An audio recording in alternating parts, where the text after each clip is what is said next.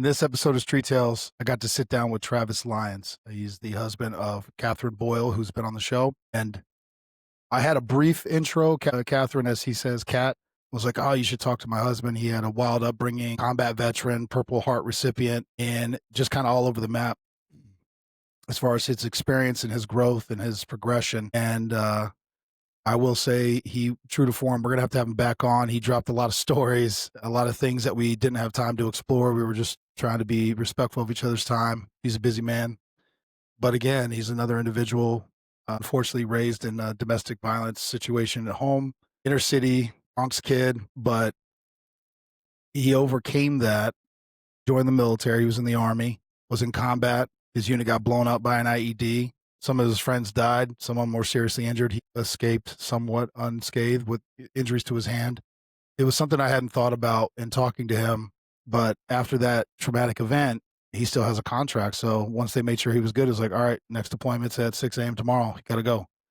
I want to explore that a little more when I have him back on. But also, once he got out, he was kind of lost. He didn't know what to do, which is not uncommon, unfortunately, with people who leave the military or law enforcement, especially after a combat deployment. We talked through some of those things and his path and how he came to be what he's doing today. Dude's super into fitness, and we chat a little bit about the grimy gym versus like an Equinox gym, which I believe through the episode I kept saying Equinox, but it's Equinox. I've been corrected. Also, dealing with his relationship and where he's going now. He's a motivated, driven individual. I wish him nothing but success, and I can't wait to have him back on. But I hope you enjoy this episode. Thank you so much. All right, welcome back, everybody. A man in his own right with his own story, but also part of a powerhouse couple with Catherine Boyle, who we've already had on. And she was like, if you think what I have to say is interesting, you should talk to my husband. And you graciously said, absolutely, I'll talk to you about it no matter what. Absolutely. Sweet, brother. Well, I appreciate your time, and we'll just kind of get right into it.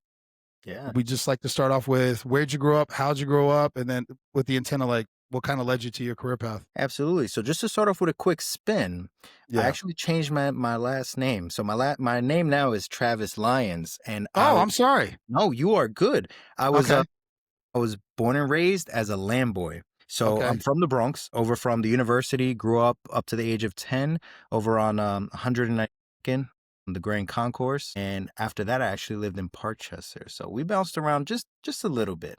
Okay.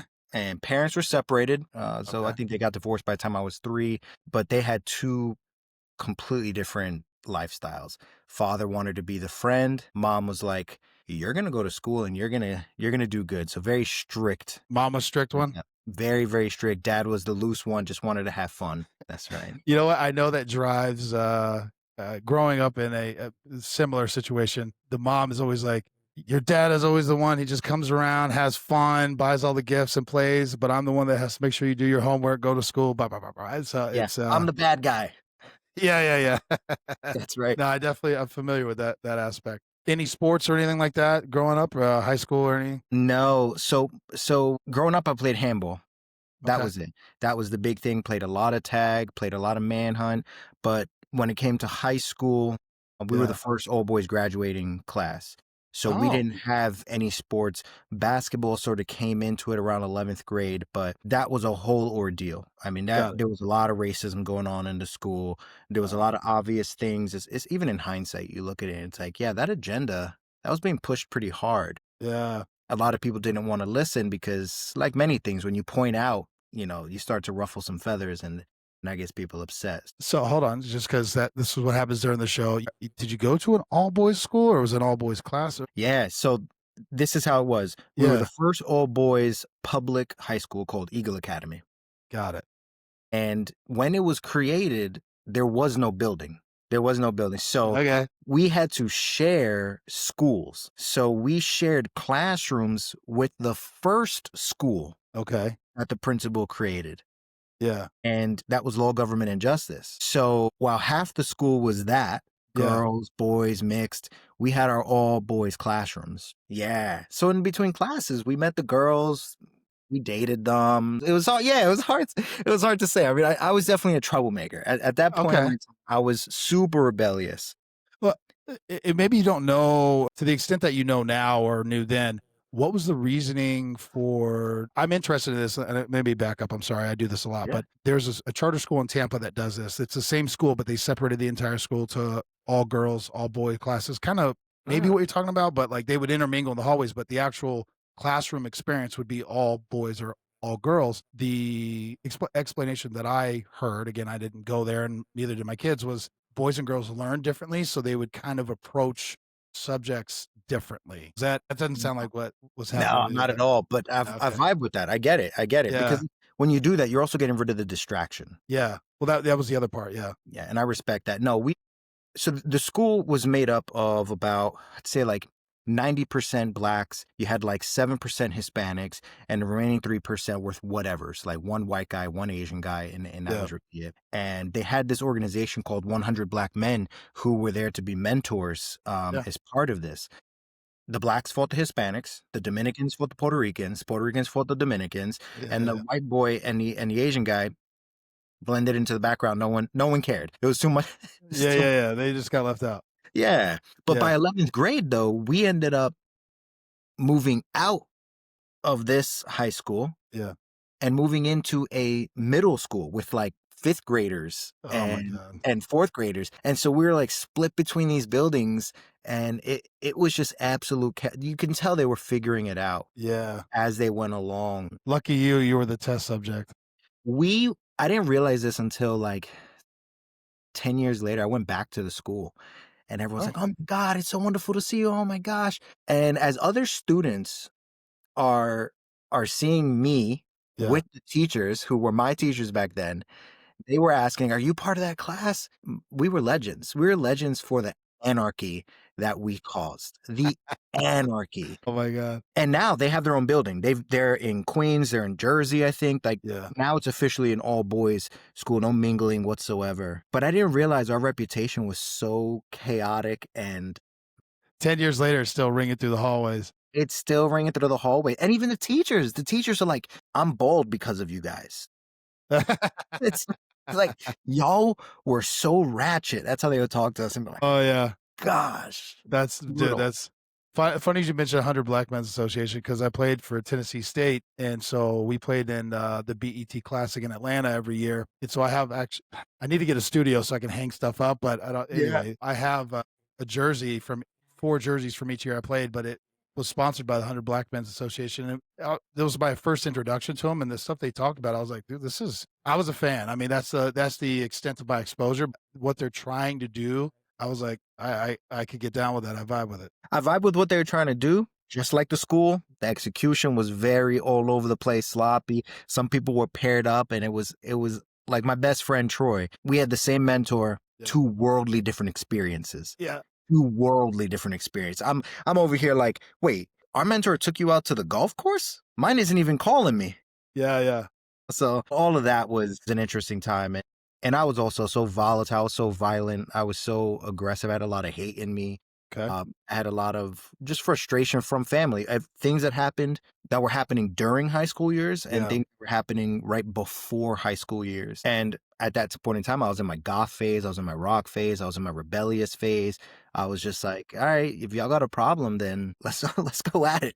And that Brother, included family. brother, I always find some sort of common ground. I did the same thing. I had my skater phase with the Jenko jeans and Yeah. that whole thing. Had long hair. I'd grow my hair down and cover my face, just all that stuff. My daughter, Yes. I talked about this on a couple other shows, but my daughter's like, "You're like a chameleon. Every few years, you change your whole vibe and appearance." I was like, "Hey, I don't know. This is what Keeping I it do." fresh. Keeping it Yeah, fresh. keeping it fresh. All right. So, all right. So you graduated, but did you go right into the military or like what was that transition period for you? Oh yeah. So Was that a that plan for era, you? that I went, let's see, I graduated, I want to say June. Yeah. I actually had to go to summer school. So I cut a lot of class. I cut a lot of Okay. class. Yeah. And I remember when I was behind the curtains, we're in our line, we're about to go graduate, and the dean comes up to me and he says, "You're not graduating. He You didn't failed." let you walk either? They let me walk. They let me Oh, walk. okay. He All just right. said, like, "You're not graduating. All right. You're gonna have to go to summer school." I was like, wow, all the way to the bitter end. Yeah, I yeah. felt like I was getting screwed. I know it was my fault. Yeah, right? yeah. I was battling demons. One of the things I learned in life is that people don't teach you how to handle pain. No. And when it comes to that, you end up hurting other people and hurting yourself as you lash out in this pain, Yeah. right? So I go to summer school. I officially graduate in August. My birthday is in September. But now at this point in time, again, I'm told you're from the Bronx. My mom met a guy. This guy managed to convince my mom. Now, she was a smart woman. She was a single woman, hardworking, put herself through school, saved a wild amount of money, all this type of stuff, got a home. Well, because of this man who convinced her to sell her condo and move upstate. Now, look, that's like taking a fish out of water. We're from the Yeah. Bronx. We're not Yeah. from Poughkeepsie. So we go move there. I have no idea how to live. They're Yeah. telling me to get a job.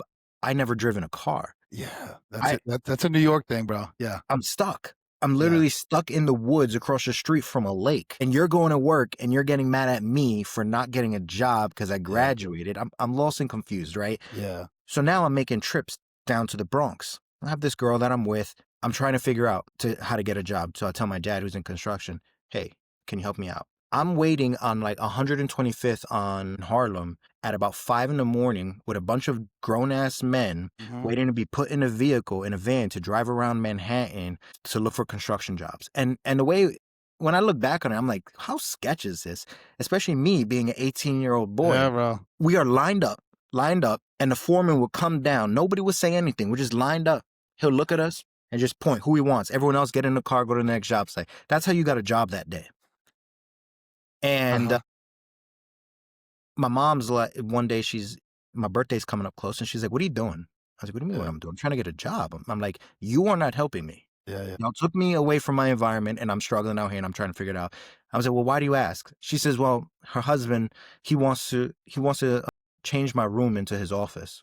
This is a couple days before my birthday. Yeah. We get into an argument. Of course. I'm like, fine, whatever. I come up. My whole room's already transformed into his office. I'm like, it was already transformed. That's right, bro. That's right. So we were talking about your life was in boxes. Yeah, my life was in boxes. I'm telling my homeboy, like, yo, am I bugging? This is ridiculous, right? Yeah. One thing that my family struggled to do was show consideration. Yes. Multiple people struggled to show consideration. Forethought was a skill they didn't have. A lot of selfish people. And so I'm raising hell. Yeah. I'm raising hell because to talk calmly, then they're not going to get it. So I'm like, then I'm out. Now, my mom has a habit. It's almost like a hobby of hers to kick her children out. She's kicked all 3 of us out. She's kicked us out at all different times. Like, oh, go live with your father. Or I don't care where you go, get out. For dumb reasons. But now I'm 18. I'm an adult, right? So it's like, okay, I get out. I go live with my girlfriend at the time. Now this is my birthday. This is September. Throughout middle school, me, Alexis, and Troy always said we were going to the Marines. But when we graduated, they really didn't want to. And I sort of fed off of that nervousness. And then all 3 of us, okay, maybe not. But there was one kid named Keyshawn who I just didn't expect to go. He didn't tell me he wanted to go. It was someone I was friends with throughout high school. Yeah. Well, as we're living together, me and my girlfriend, Enid, we move. We moved to Prospect in the Bronx. Bad neighborhood. There was a gang called the Kelly Crew when they were teaching a kid. This kid was under 15 years old. They were teaching a kid how to rob someone. And unfortunately, it was my girl at the time. Oh, jeez. And they had a gun pointed at her. They had people surrounded her, and they were teaching him how to hustle on someone, right? I don't handle this well. No. I'm looking for them. I'm antagonizing them, and they're also finding me. Yeah. Now, my boy comes out of basic training. He's in uniform. We're all hyped up. I'm, oh my God, tell me about it. He's telling me about basic. I've always been a runner, a fitness lover, so I'm getting hype off this. The more he tells me, the more I'm like, you know what? Yeah, I'm going. I'm not going to wait. That is exactly what I want. And impulsively, I went to the Yankee Stadium recruiting station, the one he went to, and I was like, yo, I want to join. And I just started the process from there. That girl I dated, we ended up getting married and divorced in like 8 months, like a year. You know, we're 18, we're young. Yeah. But I had her move. Yeah, I had her move because I said, look, they threatened me. They were like, yo, if you keep looking for us, like, we're going to hurt you. Yeah. And of course, again, I was a hothead. So I'm like, then find me. I'll be waiting for you. Yeah. But then I got nervous that I'm leaving to the military now. they're the ones who's going to suffer for my actions. So they moved over to Corona Avenue in the Bronx, and I ended up leaving. And I left on December 31st, spent my New Year's in basic training, and that was everything. And you joined the Army, correct? Yeah, I joined the Yeah. Army, infantry. I mean, I went all the way for myself. Yeah, you know? yeah. So a lot of peaks and valleys as well. So what was that transition like, talking about your you've just described your upbringing, a little chaotic, I would think, for most, maybe normal in your world, but that, to me, that's very chaotic. To now you're in, well, basic training, right? They don't play that shit, from my understanding. I never joined. I'm not a veteran. I'm not in the military, but from what I understand. Well, I suffered. Nobody believed that I could survive in the military because of my attitude, because of my inability to accept authority. And that inability to accept authority, though, comes from the household. That comes from, like I told you, my dad. And excuse me if I go back and forth, because there was that background, right? Like I told you, my dad was I want to be your friend. I didn't need a friend. I needed a father. I needed a man to teach me. But the only thing he taught me was to prioritize sex over relationships from a young age. I mean, Jesus. At 10 years old, my birthday present was porn, cassette, right? I'm not cassette, VCR. Yeah, no, I understand. Hey, I'm tracking. So this is it, he's like, all right, boom, put it up in front. All right. At this point, I'm really realizing, putting these things together. I'm a kid, so I'm putting all the wrong stuff together. By like 11 years old, I'm smoking cigars with my dad because my dad always does it. And that's the best way that I could go anywhere with him. Smoking cigars, if I'm smoking cigars, because he's smoking cigars. So guess what? That means I get to go to the cigar shops. I just wanted to be around him in his ether. He was jacked. I looked up to him. We worked out on the Bowflex when it first came out. But then at 12 years old, I'm over here losing my virginity. And then I'm going to my father like, yo, Dad, listen to this great thing. I did it. Yeah. And all of a sudden there goes that validation. And unfortunately, this vicious cycle of being unable to maintain a relationship. This went on for a long time of just, what's the phrase, having my cake and wanting to eat it too type of thing. Yeah. That's, well, as a dad, that's fucking wild to hear you say that. I appreciate you sharing that. Because again, it's out there. It is what it is, right? Okay, so I'm going to table that for a second because that's we might bring that back up. That you just threw that on me, bro. I was like, holy shit. Sorry. I know. No. Over to the high school, and I'm like, oh wait, you know what? There's a lot of crazy. Yeah, dude. I mean, and feel free, interweave. All right, so you get through basic training though, and now what? I'm sorry. Were you married before you went, or it was still your girl? She moved. So at some point you got married. Yeah. So when I was in Afghanistan, when we went on R&R, that's when I came back to New York, and we got married at a courthouse. No. And then she actually told me after I had got blown up, and I had called her because that's where I ended up getting my Purple Heart, and I got my hands on a satellite phone. And that was the first thing I wanted to do. I wanted to call to let her know because I didn't want the military to call her. Yeah. But at this point that I'm calling her on a satellite phone, a previous conversation approximately a month prior, I had called her, and just her tone of voice was different. It's just one of those moments where you're like, And I was like, hey, is everything all right? And she's like, well, I'm not in love with you anymore. A month before this, dude? Yeah, month before I'm blown up, right? And Jesus. She's like, I'm not in love with you anymore. And I'm like, well, what do you mean? What do you mean you're like, you just woke up like that? And she's like, yeah. I'm like, was it something I did? Did I do something? This was the first girl that I was like being very. Yeah, you were trying to be more than So my heart was in this, and I was just like, so it's not me. There's nothing I can do. You're just out of love with me. All right. Are you sure? There's nothing I can do. No. So this is it. Yeah. I just wandered the base. Yeah, you're overseas, dude, in a combat zone. Overseas. I'm assuming. So I'm just walking at Fob Wolverine, and I'm just like, wow. Yeah. This is what being utterly alone feels like. And there were a lot of variations or variables that were making that feeling happen. But so now I get blown up, I give her a call, and it's like somewhere like 3:00 in the morning for her. Yeah. Hey, I just want to let you know that I just got an ID blast, but I'm all right, just in case anyone gives you a call and stuff. And she says, is that all? What? Yeah, that's all. It's like, okay, I'm gonna go back to sleep. Boom. Wow, bro. And that was whatever remaining emotions I had left right there at that moment. How long were, so hold on, I'm trying to keep pace. So you get in, how long were you in before you went to Afghanistan? So I got in December 31st, January, February, March was basic training. Then April, May We were at base. June, we deployed. Damn, bro. So, okay, because you're 18, right? Yeah, You I'm go through all 18. this life change. You get married at a courthouse. You go to basic training. You're bouncing around. You're doing all these things. But from what I'm hearing from you, you're trying to. You're like trying to get your shit together. You know, this is your life. You're building your life. You marry Yeah. this woman, and then in the course of that same amount of time of, because I'm assuming, so it was within the first year of marriage that she was Oh, like, "Yeah, I'm not in love with you anymore." yeah, yeah. You know, That's it's like the love phase, bro. yeah, yes, and remember that girl I told you with that for my birthday I got kicked out? Like that was her. Oh wow, That was her. Like we were together in my senior year of high school.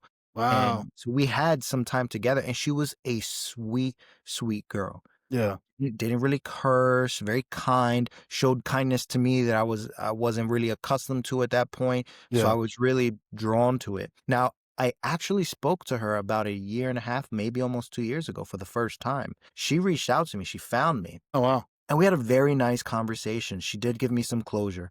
I tried to think for her at that point in time, and maybe not yeah, think for her, but I tried to put the shoe on the other foot yeah, yeah, to help me understand. I was like, okay, you know what? She's 18. She was diagnosed with lupus. Her grandmother died. Her husband's in Afghanistan. yeah, You know, the whole freak out with the Kelly gang happened. She yeah, moved. So that happened.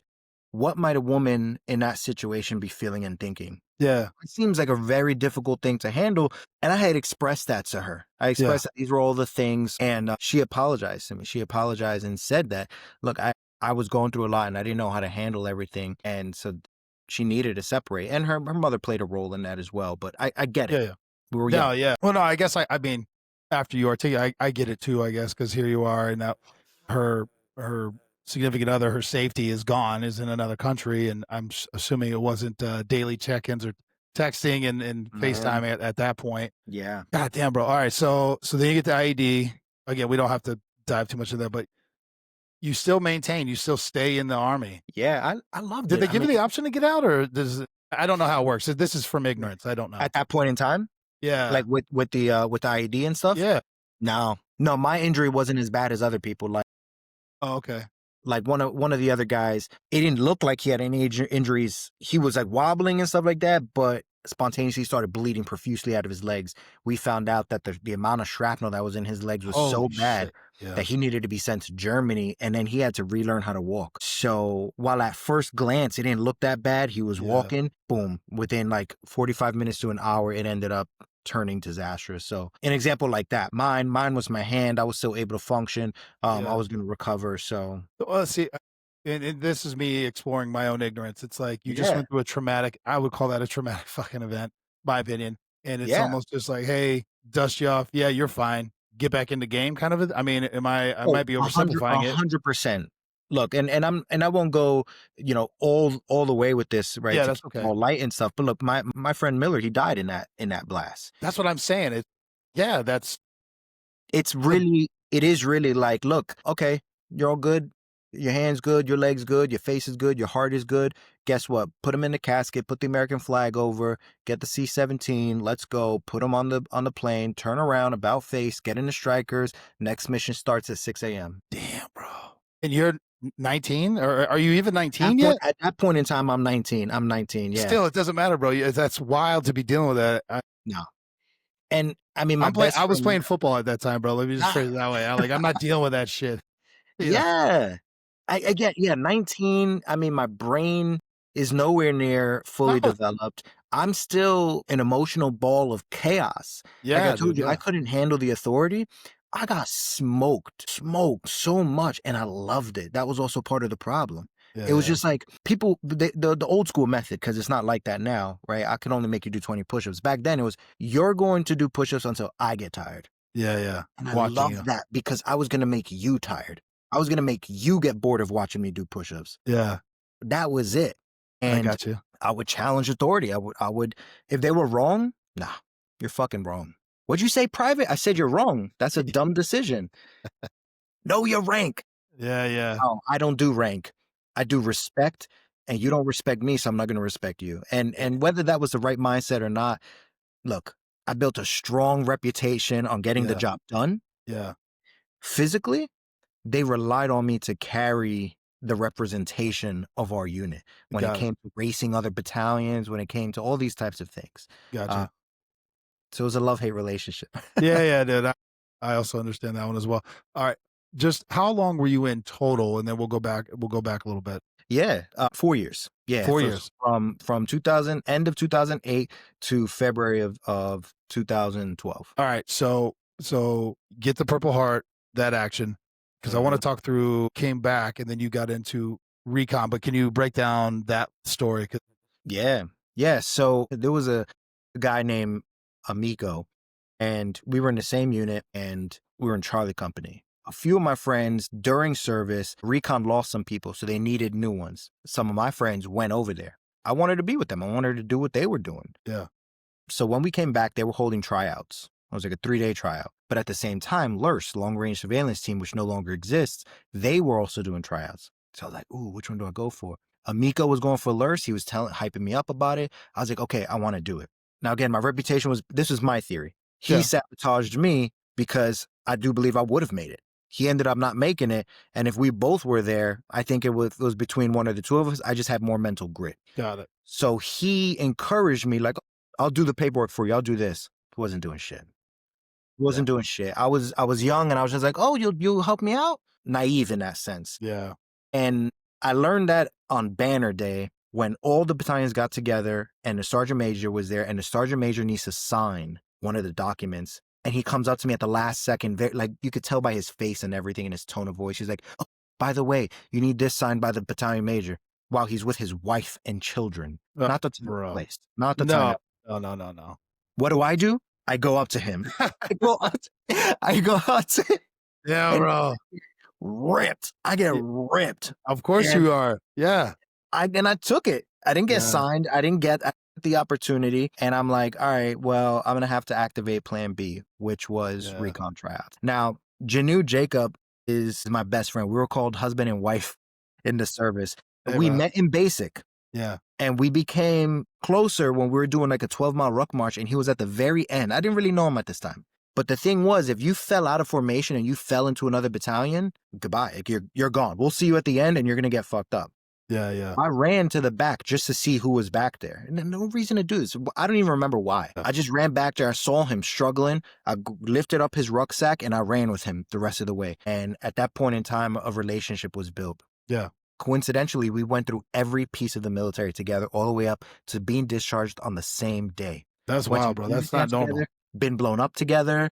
Damn. Served on the missions. And then I tell him, I say, yo, can you please come to recon? He's like, no, bro, you're dragging me around to everything. No. I'm like, please, come on. I would love it if you come. Just do it. Just do it. I don't get an answer. I'm like, he's not coming. I'm going. It's morning time of recon. Last second, I see his car zooming on by, and he's over here in a panic, grabbing it. I'm just like, Jacob, yeah. He does tryouts with me, and we both end up passing. And I get into sniper section, and he ends up getting into first squad. And that's where we end up finishing out the remainder of our time in service. Damn, bro. So just for those of us that are ignorant, what is recon? What is it, what you did? And then what is the difference between the two that you just talked about? Oh, yeah. So when you're just like in a regular company, Grant, you have like 30 guys still, but it's expanded by 4 companies. Okay. You'll most likely be working with them. And it's your job to know your job, period. Yeah, fair enough. When you are in recon, it is your job to know everybody's job. Because if you go down, I'm going to have to be able to just fill into that slot seamlessly. Okay. Recon goes ahead of everyone else. Got it. Recon is not going to rely on the rest of the companies, Alpha, Bravo, and Charlie. So we would get intel. We would clear out certain places beforehand. That was the main focus of recon. And there's bragging rights that come with it. Yeah. Right? A lot of people didn't like it. I got a lot of hate. From people back in Charlie Company. Oh, you think you better now? I do. Yes. I didn't see you at tryouts.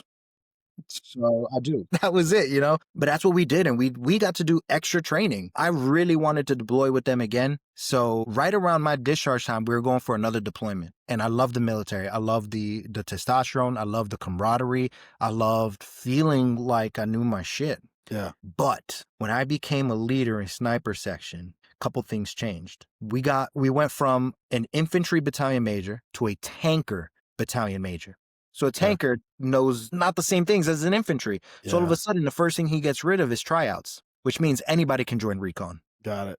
We started getting a couple of trash bags. Yeah. I remember we went to Yakima Desert for training, and I tell my team, clean the weapons. We're done with the training. I'm talking to my leader, and I have the M24 bolt action. And I'm just making sure my team did what they're supposed to do, and a bullet comes flying out. Shit. He just looks at me, and I'm just like, he's like, handle it. And I waited till like 1 a.m, waited till these dudes were sleeping. And mind you, I'm 20 at this point in time, and one of them is 40 years old. 40 years old. And I was just like, yo, y'all clean these weapons? Yeah, we clean. Why y'all bullshitting me? A bullet wouldn't be in the chamber if you cleaned it. Yeah. So at that point in time, decision-making started to change. Do I trust it? Am I about to go on another deployment on a small team with people who are doing these types of things? And then one of my other guys ended up robbing gas stations. Him and a couple people put on Transformers masks and started robbing gas stations. Am I going to deploy with a guy like that? Yeah, it was crazy. These young bucks were just going wild. Oh, bro, I thought you were gonna tell me it was the 40-year-old robbing gas station at Transformer Mask. That'd be hilarious. No, the 40-year-old one day, I was naive in a lot of different ways. Yeah. But the 40-year-old, You're 20, dude. I'm 20. Yeah. He's addicted to Coke. I've never even seen Coke. So he ends up meeting us somewhere completely smashed out of his mind. Yeah. I like to describe him as it's basically someone who's running at 1,000 miles per hour. Yeah. And that's another guy on my team. So it's like, God damn. Yeah. You have all these different people involved in this, and it's just like, no. The answer is no. Oh, we're going to offer you $20,000 more this time if you come to deployment. They're really sweetening the pot. Oh, yeah. At this point, I got the chaplain having conversations with me, trying to convince me to stay in. I got my my immediate leader, the staff sergeant, taking me out to lunch. My ego is being inflated big time with people telling me, we need you, we want you. And I'm loving it. I'm eating it. And then I immediately think of my team, and I'm like, yeah, okay, I'm sorry. That doesn't justify that, because if I die, I don't have that money. If I die, all of that was worth it. Yeah. I'm good. Damn. There is something a little, I'm going to say it to you, right? A little crazy, bro. You got blown up. You're doing all these things. You're like, yo, I want to go back. You just loved it. There's something about the aggression, even just the simple concept of, I know there's people out there looking for me. Yeah. And I'm looking for them too. Damn. So what's the difference between recon and the long recon? I can't remember. I'm sorry. Oh, the long range surveillance team? Yeah. What's that? What is that? Yeah. So to be honest, I didn't know too much, because I didn't get in. I didn't really learn a lot about them. Yeah. So couldn't tell you.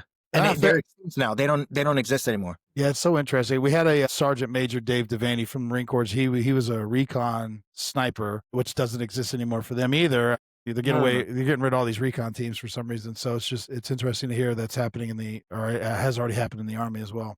All right. So you do 4 years, you get out, you're 22? 21. 21? Okay. Oh, 21. so you got a little early. Yeah. What do you do then? Like what leads you to what you're doing now? I do want to talk about what you're doing now, but the process is, you're throwing out these little stories. I'll be honest, Tyler. I was lost, man. I mean, so first off, I traveled across America. Okay. Me and my homeboy Jacob, we just got in his little Mazda, packed that up to the brim, and we just casually went across America back to Philadelphia and New York. And just a little fun spot on that. The staff sergeant that was in charge of us, this was the most arrogant, annoying that I had met so far in the military.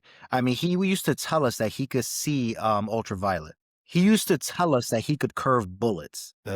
And no matter how much I would demolish everyone in the battalion, like running, I think my fastest 2 mile was like 11:21. Like I was on it, and he used to champion, I'll beat you. I said, bro, you're past 40. Stop your mouth. You know? So I stole his chair. I stole his chair because he used to yell at anybody, no matter of rank, who got in that chair. He was an arrogant, nasty guy. So I stole his chair, and I dumped it in a dumpster in Las Vegas. Okay. But before then, I took pictures with it with strangers in different areas. I mean, I got the Golden Gate Bridge. I got somebody sitting in it, and I would send it back to my boys over in Seattle. He would print the photos out. That was like my little revenge, like sort of FU type of thing. Yeah. But yeah, we just got lost. We just got lost casually when I started smoking weed at that point in time. And had you ever done it before? You know what? I actually asked my boy, I couldn't remember, I asked my boy Troy, I was like, yo, did we smoke in high school? He was like, yeah. but you never really got into it. I was like, Yeah. yeah, you guys did. And I didn't really stick with me, Yeah. but it stuck with me after the After. military. Yeah. I've processed zero at Yeah. this era of my life. Zero. Yeah. Didn't even know there was something to process. Yeah. You're just Uh, going through it. I'm just going through it, and not giving a hoot about anything. Yeah. Well, I'm fascinated that you weren't into sports for whatever. I think you kind of touched it and explained why, and I do understand, because one thing, again, you and your wife, you guys, from what I see on social media and just having talked to her, now you guys really are into fitness. And just quick shout out, I don't know if it was from you or her own, but the fact that she actually like lifts weights and stuff, that's not, a lot of females don't do that. Buddy, that's so important. I'm like, I don't even know if we talked about it when I recorded with her, but I was like, that's very impressive. I was trying not to make it weird, but I'm like, a lot of females don't do that. And then, Nah, they're scared of it. They're intimidated. yeah, but it's so important, right? So important. When I met her, she just ran. Yeah, well, She that's didn't what I'm know how saying. to Most lift. She didn't do, know yeah. the principles of lifting. And Yeah. at that point, we'll catch up to that. Yeah. Because this goes along with being lost. How long does this last before you start? I guess, what did you do next, I guess? Yeah. So I became a personal trainer. So Okay. we made it back to New York. I'm staying at my sister's house, sleeping on her couch, just sort of like overwhelmed by the freedom. Yeah. Because in the military, yes, you have freedom, but it's very limited. Like you Yeah. have to go back to base on a contract. Now the world is an option, and Yeah. I am overwhelmed. People are telling me, yo, you should become a security guard. Go figure. That's everyone's answer. Yeah. But I go for it. I take the trainings. I go for a security guard. I last 2 weeks at Saks Fifth Avenue. Yeah. I'm like, not for me. I'm good. So I'm working out at Powerhouse in the Bronx. Gringy type of gym. I'm talking about water bugs would occasionally come out the wall. I'm smelling the rust. Like, this is my life. I'm loving it. I'm shredded at this point in time. I loved working out. I love the pain that comes with working out. Just something about it. And I start getting into bodybuilding, and a guy notices me. My name Keith. I think Keith Rock. Yeah. He's like, yo, your back is crazy. You ever thought about doing bodybuilding? And I'm like, nah. So I just love it. And he's like, you have such great form, whatever. He starts coaching me just to be there, hanging out with me. And the fact that somebody was even interested in talking fitness with me in this capacity, everyone comes to me for advice at that point. This isn't somebody who's asking for advice. He's giving it. Yeah. And I'm loving this mentor-like relationship. Yeah.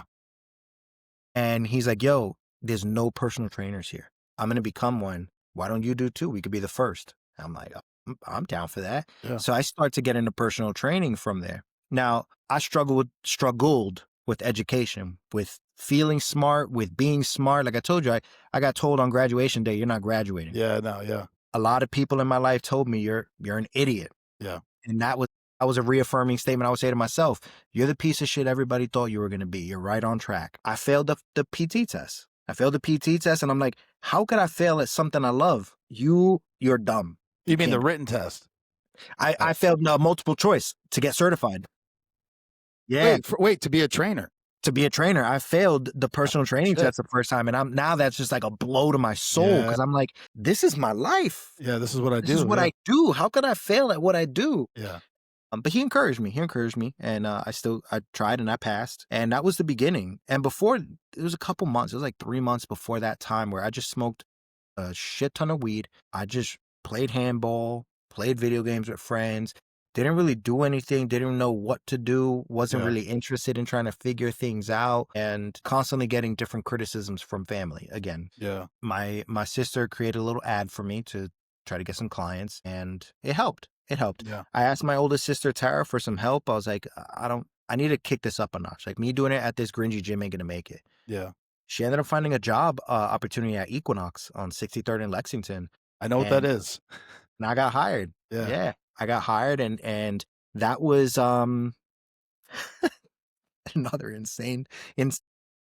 Well, let's pause right there, because I am interested in this, just for my own edification. Yeah. Prior to the testing, had you had any formal training, or is it just you yourself learning how to work out? Was it something in the military? Like, how did you get to the quality that you were doing? So I always did calisthenics. So I had a lot of mind to body connection. I knew how to use my body. I knew breathing, all that type of stuff. This was on your own. This was on my own. Yeah. I didn't learn it through books or anything. I learned it just through doing. Yeah. So because of that, I didn't think anything of it. I didn't think it Yeah. was special. In Afghanistan, I started to lift weights seriously. It was a way to occupy time. I was reading every magazine I could get my hand on. So now I started learning through these magazines what these anabolic, what is hypertrophy, what are great rep ranges. And then when I came back from Afghanistan, I lived in the gym. I lived in the gym. I lived in the magazines. I experimented with the magazines. Whatever routines they said, I went out to the gym and I tested it for myself. Yeah. And that was it. The military era was, if you don't know where Travis is, he's in the gym. That Gotcha. was this. I studied it. I studied it. I started to learn about nutrition. I started to play around with food and figuring out what was making me, I say the words now, I wasn't thinking it back then, but what's going to make me more powerful. Yeah. And that was it. And people were confused by my growth. People were like, yo, how are you getting bigger, but you're still running fast? And in my head, I'm like, bro, my legs get bigger. Don't you think that means I have more muscle? Yeah. If I have more muscle, ain't I going to run faster? Like, why is it so hard for you to understand?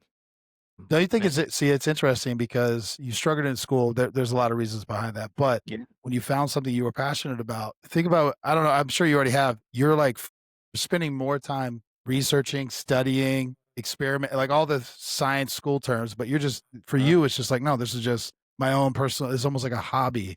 But then you were able to turn that passion into an actual career, whatever you want to phrase it. Oh, yeah. In reality, it comes full circle like this. It was a hobby that turned into an obsession that turned back into a hobby, because that's what it is today. Yeah. Okay. And last one, and then we'll tie into Equinox because I know what an Equinox is. Hmm. I've always worked out in the grungy gyms. That's where I feel okay. Like you have headphones, nobody bothers you. I will say it's become more popular now than it was back in the day, but usually there's nobody recording and all this other shit that goes on.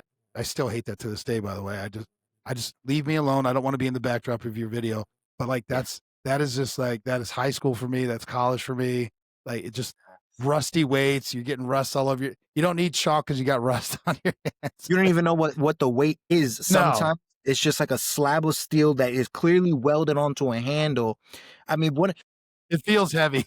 It feels heavy, exactly. On our leg press back at Powerhouse, the stopper was a series of nuts and bolts welded together that you would slam into the hole. Dude, but I love it. I don't know. I still have. There's not many of those around, or at least but the ones I work at now. It's that vibe anyway. Like nobody's talking to you. It's just like leave me alone. Let me do my thing. So anyway, but well, one, what do you prefer now that you've Equinox style and then grungy? Grungy, 1,000,000%. That's my DNA. Yeah, that's my DNA. I want to work out in a place that the AC is broken and you struggle to breathe in my environment, just standing there. Like, that's what I love. It's hot in the summer and it's cold in the winter. Cold in the fucking winter. You gotta wear gloves. Yeah, bro. Brick. And those types of gym had equipment that you're not gonna like. No. Vertical leg press. Yeah. I miss that machine so much. And too dangerous. Too dangerous. Yeah, definitely. Dude, I was working out when they still had the neck, whatever it was. Yes, with the weights. yeah. Where you did all those the machine and hold the handles and you put it sideways. Yep. I still laugh every now and again. I'll see one. I'm like, oh my god, they still have those. All right, so you go from grungy gym to Equinox. Can you please? And again, I have to do a preamble. It's a podcast. Yeah. Anyone who works out, I'm not knocking anything, and whatever's your comfort zone, all the preamble that goes with it. But can you explain what an Equinox is, and then transition to your life there while you work there? Yeah, Equinox is Equinox, man. All right, so Equinox is I'll say it's up here. It's at the top. It's a league of its own, and a lot of people want to be Equinox. You got places like, I mean, they may not like it if they ever hear it. I doubt they'll hear it, but like the Knack. Yeah. You got other athletic clubs, things like that. You got Lifetime. Like Lifetime would love to be Equinox, but they just don't know how to be creative. The thing about Equinox is no location is the same. Yeah. They blend with their environment. That right there creates this unique enthusiasm to anyone who's living in that environment. But also it's a status symbol. It's a status symbol. If you got a membership at Equinox, yeah, you feel some type of way. If you're an Equinox if you're a trainer at Equinox, you feel some type of way. You're right. It is really expensive. I remember when I first started working there, the membership was like $189. Right now, a month. I think right now it's like 300 and something. When my wife stopped working there, it was in the high 200s. Yeah, it makes my pockets hurt. Oh my God. For a gym, bro.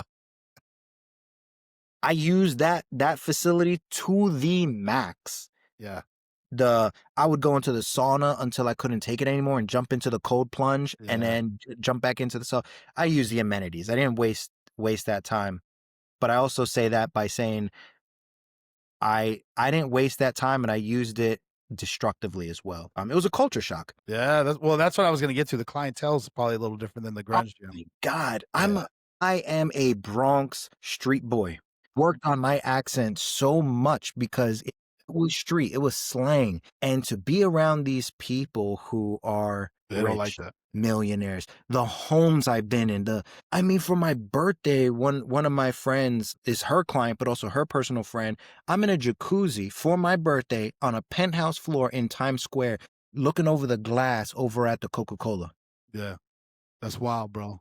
I'll never live there. That's not mine. But I got to live vicariously through these people. Yeah. But I got to live vicariously through these people because I provided a service. Yeah. Even though I may have been a shitbag in my life, in many respects, when it was game on give you what you paid for, I was working on it, but I was serious about it. Yeah. So I gave my best to people and I met a lot of wonderful people, met a lot of weird people. Yeah. Oh yeah. Yeah. But you find I guess that's you're tapping into something I have tried to articulate and express because I grew up in a trailer park. I was a trailer park kid running around. That was me. And through my career, my jobs and stuff, I would find myself in places that I couldn't even imagine to even think about as a kid. And you realize very quickly we're all just people. I will second you meet a lot of weird fucking people. That's very true.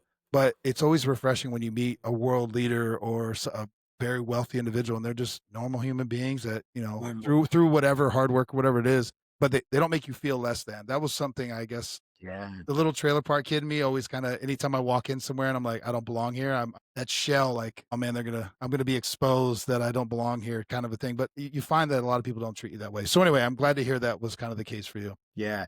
Yeah, no, you're 100% right. And to that point too, people Yeah. want to connect. I mean, I saw people there who were desperate to connect, who you would see them constantly scanning, looking for just someone to make eye contact. Yeah. And the moment they did, they come right up to you and they start talking. And not all of them would talk about themselves. I mean, I've had some of them. I had this older guy. I hope he's still alive, but almost every day he would invite me to have like tea and coffee in his apartment right down the block Yeah. over on 3rd Avenue. And it was just a chit chat. And here I am at this point, a 22-year-old man talking with a 75-year-old man. And he's even asking me advice. We're just chit chatting. You can't escape the desire for human connection. It doesn't matter what hierarchy you're in. No, for sure. So how long were you at Equinox? Yeah, I was at Equinox for maybe 2.5 years until I spontaneously quit around 11:30 at night, sending an email to my manager that I won't be coming back in. Remember, I told you, 10 years old, I'm being introduced to porn. I had no emotional regulation, no idea that there was even something to regulate. Changing to be a better person, honestly, the thoughts were there, but they were like this small. Yeah. Yeah. You chose the very selfish route, caused some pain, get out. It wasn't even something to consider. That's immediately where my mind went to. But that was actually the beginning of a big life change. So yeah, I kind of want to and help me walk through this because I don't want to jump ahead too much. Definitely don't want to miss out. Bro, every point of your life got these stories, bro. But because we talked before, but the transition you talk through, you've gone through therapy. We're going to touch on the MDMA thing. Oh yes, I want to touch on all that and then get into what you're doing now. But what was the span of time, I guess, from maybe that point to where you are now, and what was that process like for you dealing with all these things that I'm assuming you're 22, 20. I really didn't start to change until the age of 24 and a half, 25 and a half. Yeah. I made a deal with myself around that time. And I said, I'm sick of you. I'm sick of you, Travis. You have left me nothing but messes to clean up. Yeah. You owe me 22 years of dedicated work. I'm only 35. I'm still paying on that contract. Yeah. And I'm committed. I love it. I don't clean up messes anymore. I'm grateful for what I leave behind. Yeah. But let's see. So I leave Equinox. Yeah. I end up getting a new job. Now, my full name is Abraham Travis Lyons. Okay. Everybody call me Travis, and I would love Travis because Travis to me was a sexy name. It It involved everything that I thought I was. Yeah. I would not use Abraham because anything that I could conceive as a man who was named Abraham Yeah. was not me. So when I started this new job in Queens called Life, Health, and Fitness, I decided that I was going to go by Abraham Okay. and tap in to that guy. Okay. I don't know why I thought it. I didn't read it anywhere. I didn't hear it anywhere. I just knew that I was sick of what Travis was doing. Yeah. And it's insane how the change was immediate. The moment I told people that my name was Abraham, they just looked at me different. Yeah. The way they just respond, they didn't treat me like a Travis. They treated me like an Abraham. Okay. And I started to work on my slang. I started to pronounce my words a little bit stronger, a little more clearer over at Life, Health, and Fitness. And I started to go to college. Damn, bro. Okay. But I got kicked out. I got Okay. kicked out of college, right? I tried, but I didn't try good enough. Okay. So that's a whole separate area. Yeah. So I'm going through this time, and I end up coming across a book, a very classic book, Think and Grow Rich by Napoleon Hill. Okay. And at this point in time, I read the book first, almost like I think one of the first 3 books I've ever read in full.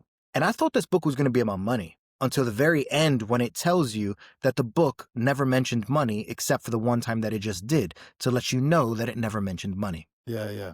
And that was a crack in my perception where I started to realize that wealth isn't about money. Wealth is about your mindset and about your perception. That riches come from how you treat the world and everything. And so that was starting to happen, right? Okay. I ended up developing my first group fitness class. I started off with 2 people. I ended up getting so many people, over like 40 people, that they were going into the streets of Queens. It was a whole life changer. And here's Catherine in the background supporting me, creating ads for my group fitness, taking photos, giving me ideas, and I'm really working it. And one day it all comes to an end. I go into work and I don't expect to lose my job. Well, I quit that day. I quit for integrity reasons. Yeah. They got a new manager. They wanted to change the whole system in play. And I said, look, I'm your second best trainer here. You guys can't do this to me. This is ridiculous. Yeah. The number 1 trainer was in the room too. And he cursed at them, flipped out. And I wanted to act just like him. And I said, Abraham, that's how Travis would act. Yeah. Yeah. You are going to hold poise here. You're going to be very clear. And I asked the managers in the group setting, I said, are you going to lie to me and the rest of us? You know what we spoke about. Yeah. Yeah. He said, we never spoke about anything. I said, well, then I'm sorry. I quit. Yeah. I'm out. And I walked around Queens for, I don't know, 3 hours. Just like, wow, really? Everything I built? Yeah. I finally did something.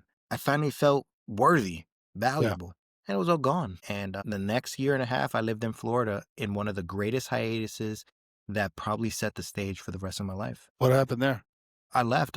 My mom was down there, and it was just me. See, isolation is a gift if a man will use it wisely. Okay. And I was isolated because I didn't want to be a burden to Catherine. I needed to figure something out. So I left and I drove down to Florida with my cat, and I lived with my mom, and I had no job, nothing to do. And unfortunately, there were some challenges there. My mom's a tough cookie. Instead of letting me sleep on her couch, she gave me the floor. I slept on the floor. Yeah. My room was the coat closet. Yeah. And I watched this commercial, this YouTube commercial of this obnoxious guy. And I'm seeing in the background of the commercial this wonderful library. And I have this epiphany. You are dumb. You're dumb. The issue is that you don't know enough, but I can learn by reading books. I call my wife. I tell Kat, I say, oh my God, Kat, I got the answer. I know what to do. I just got to read. But I'm broke. I can't go to Barnes & Noble and buy any books. And she says, why don't you go to the library? My mind opens. That's how clear-minded I was. I skipped the library and went to Barnes & Noble. Yeah. Yeah. Now, I used to sit under a tree and draw. I love drawing. I go to this library about 2 miles away, and they turn me down. They say, oh, you're out of the zip code. We can't give you a library card. I'm like, are you kidding me? That's crazy. So I'm just 2 miles down the road. She says, yeah, but it's a different zip code. So I find another library. This library is about 100 feet from the tree that I've been drawing at for months in Florida.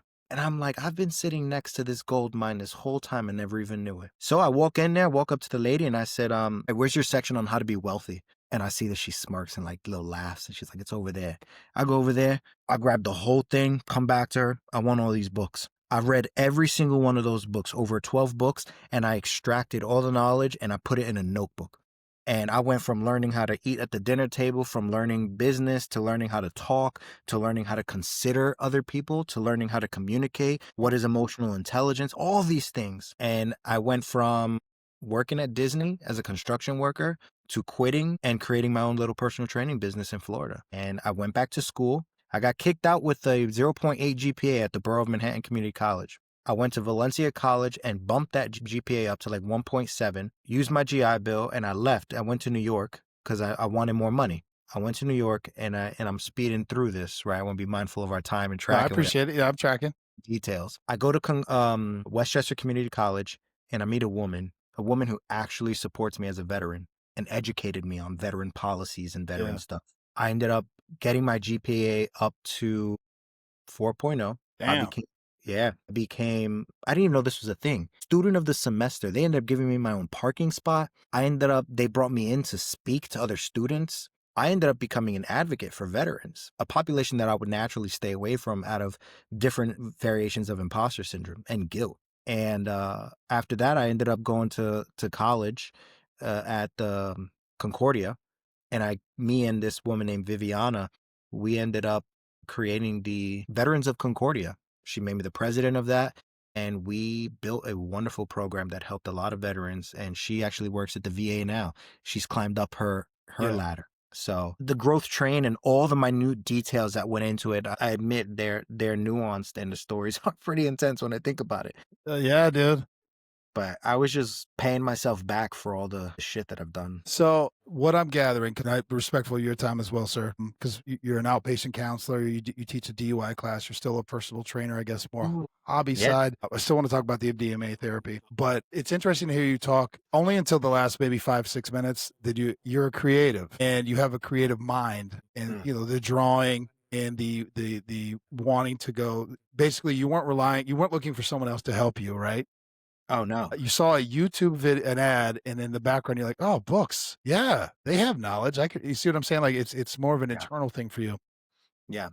And finding, I'm always very impressed with people who can find a niche for themselves, meaning like they create their own business to sustain their lifestyle. It sounds so easy. It's fucking hard. In the process of doing this for myself, right? It's very hard, and it's a lot of work. But Yeah. those moments, it sounds. I think you had that in your childhood, but you didn't have an outlet. Maybe again, we're trying to not dig into all the details of all that. Sure. But so okay, so you go back up to New York, and let's just go right into, you're an outpatient counselor, the DUI class, stuff like that. How Yeah. do you balance those things, and what are those things? Yeah. So keeping it super short, my Yep. last semester, COVID happened. So I left New York to come to Ben Salem. Damn. And Yeah. I was actually I'm proud to say that I was the last graduating class at Concordia because that school closed down. I was also the commencement speaker. Okay. And so now I'm here in Ben Salem. I graduated. What comes next? Right? Yeah. I don't know what to do. I'm at a red light. So I look to my right and I'm like, what is that? Livingren.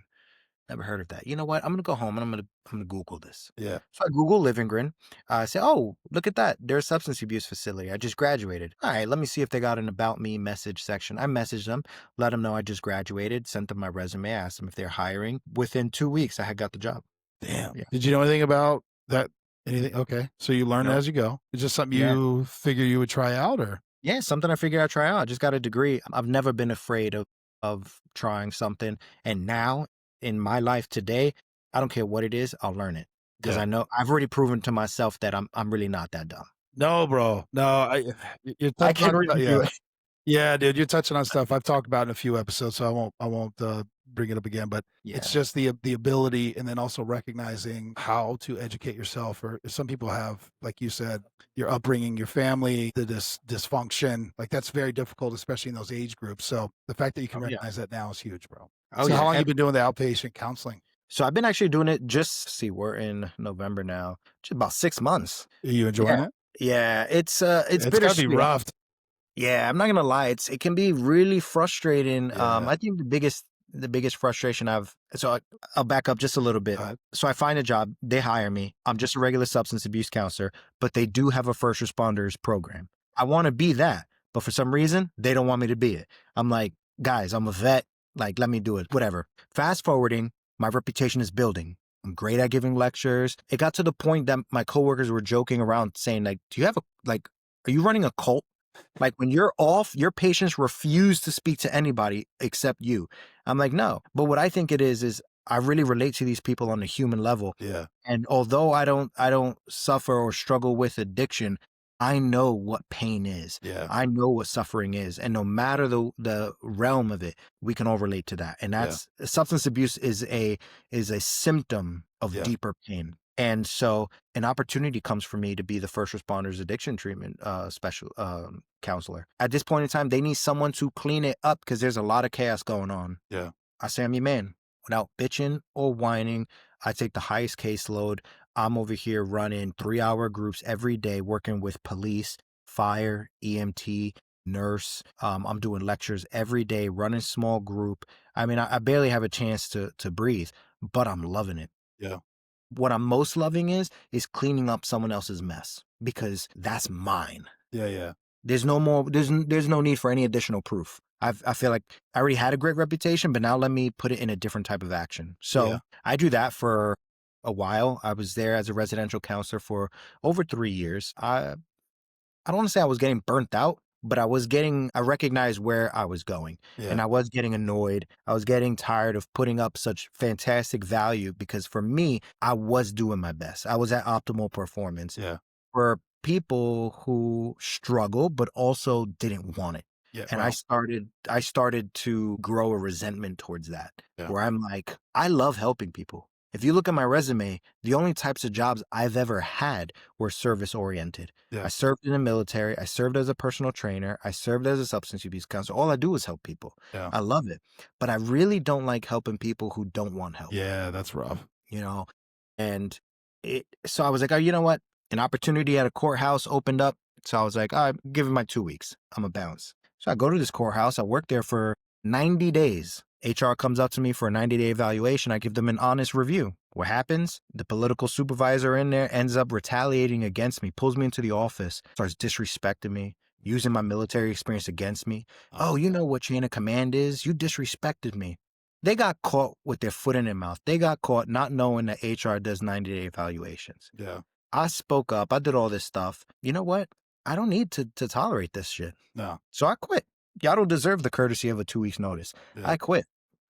So I'm still teaching actually group fitness classes at Living Grin. Yeah. Next thing you know, a random opportunity comes up for outpatient. So I take it. I'm doing outpatient now for 6 months. It's just I don't want to say it's a thankless job. You know, some patients, they're really grateful and you can feel like it, Yeah. Yeah. but the bad outweighs the good. I understand. So I understand. I wish it's hard to see people, especially when you grow rapport with them. It's hard to keep seeing them fail. It's hard to keep seeing them trapped in them, especially when you know what it was like at one point in time to be trapped. Yeah. So it's like, oh, look, my motto is the biggest sin of the desert is to know where the water is and not tell your neighbor. I'm just trying to tell you where the water is. Why are Yeah. you fighting me? Just go check it out. Just try it, bro. Just check it out. Yeah. Damn. So not to add to more, but you also teach a DUI class.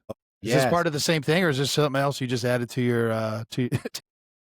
Something else I added to my repertoire that just sort of happened by chance. So Living Grin holds the contract for the lower Bucks. And again, my reputation for like public speaking, for giving lectures and stuff, everyone knows about it. So it just sort of came up to me. Hey, you're interested in this? Yeah, sure. Will you pay me? Yeah. Yeah, All sure. right, do it. So I ended up taking the courses and now I have my own class on the first weekend of every month where I just teach DUI. You know, if you get a DUI, you'll have to take the alcohol highway safety course. I'm going to teach you about the law. I'm going Yeah. to teach you about what the law says about substances. I'm going to teach you about how alcohol and all these things affect your body. I'm going to make it interactive. I'm Yeah. not going to just talk at you. I'm going to talk with you and I'm going to ask for feedback. So it is fun.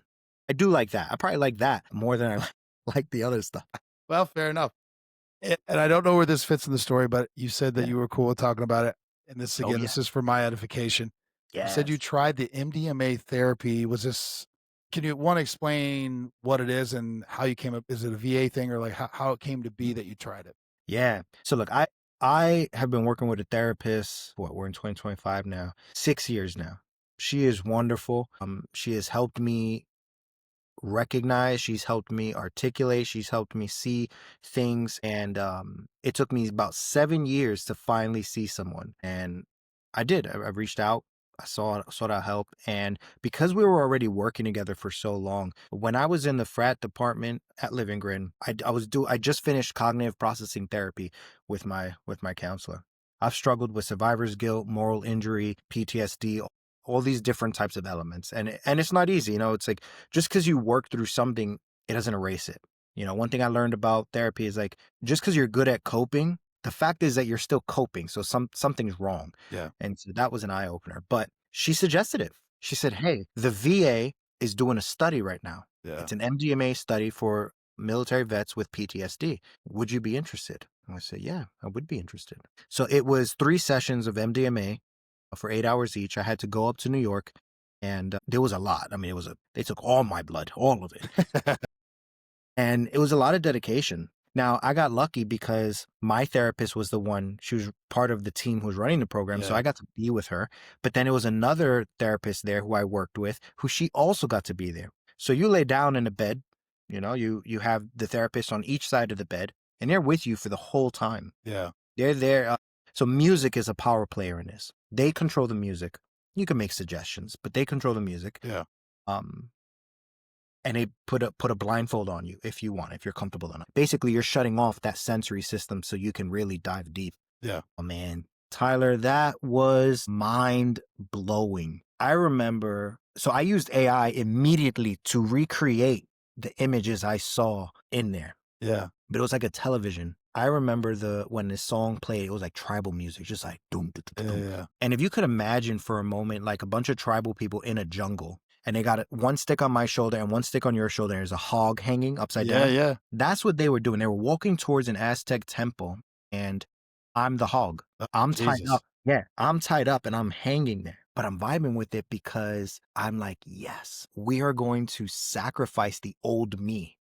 That guy has been screwing me over, making my life hard for a long time. Yeah. Let's get rid of him. Yes, okay, I'm down for this. Tribe is walking. We go up the stairs. We get to the top, and right before we're about to put him in the fire, somewhere, somehow, someone yells out, "Stop! We got the wrong person. This is all wrong." I'm like, what? What do you mean we got the wrong person? Yeah. This is all in your head. This is all in my head. This is Damn. all a visual. I'm seeing this like literally like a television, Yeah. like a movie. And at the same time, I got hit with an epiphany. All you do is sacrifice yourself for others. Yeah. We're done with the sacrificing. You don't need to sacrifice your old self to make room for your new self. You have been here this whole time. The music transitions, and all of a sudden I'm in a hole looking up, and I can see the sky. I'm climbing up out of the hole, and a silhouette appears over and reaches in. And I look up and I reach for the hand. And when the sun touches their face, it's me pulling myself out of the hole. And I realize at that moment, a second epiphany. I have always had my back through my entire life. Yeah. That I really haven't been alone. And all that retaliation that I've done in my youth and everything, I was fighting against, whether if it was right or wrong, right, real or perceived, I was trying to protect myself in a lot of different ways. Yeah. And when the music changed one more time, it was like millions of people were all celebrating at the fact that I had finally got it. I understood that we are done with being a people pleaser to the point that you are sacrificing yourself, your beliefs, all this type of stuff. Maybe in a better phrase, going with the crowd. Yeah. Yeah. And I remember I took off the blindfold and I tell the therapist what just happened. Like, whoa, this is insane. I collected the first part of me at that point in time, which went on to be a series of events of me collecting parts of myself that I had fractured or lost. Was it multiple sessions of this? Yeah, it was 3 sessions. It was a randomized study, and I ended up getting in the trial, not the trial, in the study of 3. Study 3. Okay. So 3 separate times. Damn, bro. See, I'm fascinated by this stuff because again, we talked again offline a little bit, but like the only time I hear about these things or hear it expounded upon is like Rogan or some of these other podcast shows, and it's usually from a professor or something like that. Very rarely do I get to talk to somebody who's like, no, I actually did it, and this was my experience. So after the MDA, I mean, I dove into it. I wanted to understand how was this possible. Yeah. And one of the things I learned is that what MDMA does, I mean, you'll find it in ecstasy and Molly and that type of stuff. No, this is pure MDMA, not diluted, not interrupted by, not creating basically an antagonistic or synergistic effect by any other types of things, right? This is just MDMA. And that lowers your amygdala's ability to judge. You can't judge yourself in the same capacity. Yeah. So you have this warmth towards yourself that enables you to go beyond. And that's the problem with people, all of us. Judgment is a defense mechanism. Yeah. We also use it against ourselves. If we could just stop it, you'll see beyond. Damn, bro. I'm going to have you back on. Can we talk about APOS? APOS? And I know you haven't done it yet, but this is kind of one of the things when you eventually do, I would love to talk through that. But again, I've already had my knee replacement, so I'm like, son of a bitch, I keep here learning about new things, but do you mind touching on it? Yeah, not a problem. And you can have me on your show as many times as you want. I appreciate it. I get it. There's so much to talk about, and there's different segments we could go on. Yeah, I have a lot of notes that I'm just leaving alone right now, but I'm like, I'm having to collect my thoughts. There's a whole world we didn't even talk about. Yeah, I know. That's fine. But when it comes to APOS, yeah, they're a health company. They've been around, I think, since the 90s. And they've been having a lot of different treatments. But they created this shoe, this APOS shoe, which has these two orbs in the bottom that a trained person would end up adjusting for you. Yeah. You would use it for about 45 minutes to an hour a day. And what these orbs do is they adjust your gait, the way you walk. And so if you have knee, hip, or back pain, your body does one thing great. It adapts. Yeah. And unfortunately, if you got, let's just say, a left knee that's really bad, guess what? Your body's going to compensate on the right leg. That's going to cause further imbalances. And so the shoe helps retrain your muscles to prevent those imbalances from adapting, and or if it's at that point already, it's going to help strengthen those muscles to get you back. The goal would be to, at least bare minimum, the goal would be to reduce the expectation of surgery by 6 months. So if if you're expected to go get knee surgery or hip surgery or something, before you get to that point, like, allow APOS to be one of the steps in between that sort of prolong that, right? It's non-invasive surgery. It's just a shoe that you would wear. You could wear it around doing daily chores or something like that, right? But it's about retraining the muscles and the gait. So interesting. Yeah. I fucking love it. I do want to respect your time. Again, I appreciate it. Anything you want to leave with? For anybody who's listening, there's one affirmation that carried me a long way, and maybe it'll carry you some type of way. And it's a little rhyme, and it just goes like this. If it's to be, it's up to me. If there's anything you want in this world, repeat that. I would repeat that to myself so many times, especially when I didn't want to, just to remind myself that if this is to be, if the results are to be, it's up to me. Better. Travis, thank you, brother. Don't go anywhere. I appreciate it, Tyler.